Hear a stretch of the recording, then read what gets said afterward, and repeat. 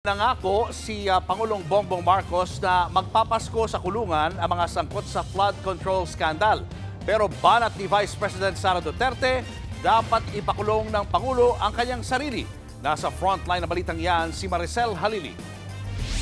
Makukulong na sila. Wala silang Merry Christmas. Diretsahang bantayan ni Pangulong Bongbong Marcos laban sa mga dawit sa maanomaliang flood control projects. Babala niya. Yang mga taong yan na kasabwat dyan, eto, mga walang hiyang ito, na nagnanakaw ng pera ng bayan, tapos na ang maliligaya ninyong araw.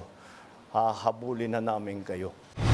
Kasama sa listahan ng pinakakasuhan sa ombudsman ng 37 individual, kabilang ang ilang mambabatas, kontratista hanggang sa dating opisyal ng DPWH. Pero hindi pa kabilang dyan ang pinsan ng Pangulo na si House Speaker Martin Romualdez. Sabi kasi ng Pangulo, dapat malakas ang mga ebidensya para siguradong may mananagot. With the Speaker, no. Not as yet. Not as yet. If something else comes out, then he might have to be answerable for something. So, again, you know, we don't file cases for optics.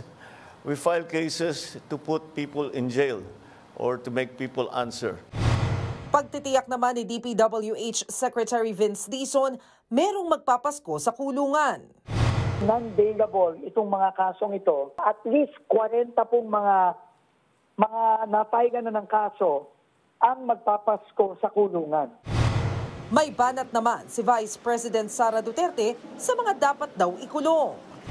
Dapat isali si Bongbong Marcos kasi siya ang pumirma ng 2025 GAA. Pwede na niyang ikulong ang sarili niya.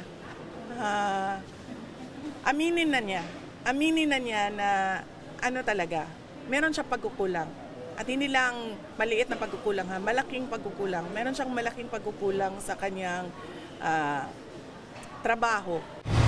Sang-ayon din si ACT Teachers Party List Representative Antonio Tino na dapat managot si PBBM, pati na sina nooy Senate President Cheese Escudero at nooy House Speaker Martin Romualdez, partikular sa issue ng 2025 national budget. Ang insertions at pag-aproba sa flood control ay ginawa ng House, ng Senate at maging ng Malacanang. Pero dinipensahan naman ni House Deputy Speaker Ronnie Puno si Romualdez. Hindi naman daw miyembro si Romualdez ng Bicameral Conference Committee kung saan umano nangyari ang insertion sa budget. Tama yung sinasabi ng Pangulo. No? Anong ebidensya natin ngayon kung wala yon? Yung Gutesa. Yung Gutesa nga, nag-uumpisa pa lang. Yung kanyang notarization, falsifikado na. Sinigundahan din ni Manila 6th District Representative Benny Abante ang ipinunto ng Pangulo na hindi pagpapabango lang ang pagdidemanda. Hanggang ngayon, wala naman daw ebidensyang direktang nag-uugnay kay Romualdez sa flood control scandal. Tungkol naman kay dating Congressman Zaldico na iniuugnay din sa mga kickback sa mga flood control project, hindi pa rin daw nakakansela ang passport niya dahil hindi pa siya nasasampahan ng kaso. Nang tanungin ng Pangulo kung pwede bang maging state witness si Ko, sabi niya, That option is always there, except for them who are the most guilty. Do you think he is?